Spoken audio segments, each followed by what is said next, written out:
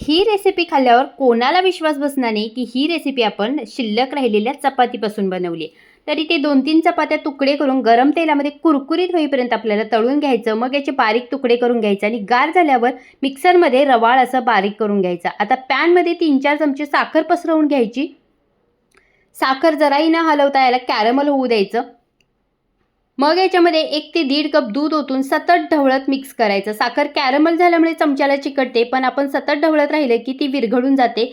आता ही दुधामध्ये साखर विरघळल्यानंतर याच्यामध्ये 6 ते 7 थेंब लिंबू पिळून घ्यायचा, म्हणजे दुधाला दाणेदारपणा येतो. आता याच्यामध्ये बारीक केलेली चपाती मिक्स करून घ्यायची आणि वरून 2 चमचे तूप घालायचं, चांगलं मिक्स करून घ्यायचं. एका डब्याला बटर पेपर लावून घ्यायचा. हे मिश्रण याच्यामध्ये व्यवस्थित पसरवून घ्यायचं. 1 तासभर याला थंड होऊ द्यायचा आणि मग याला डिमोल्ड करून याच्या आपल्याला अशा वड्या कट करून घ्यायच्या. जबरदस्त टेस्टी असा आपला चपातीपासून मिल्क केक तयार होतो. नक्की ट्राय करा आणि लाईक, शेअर, सबस्क्राईब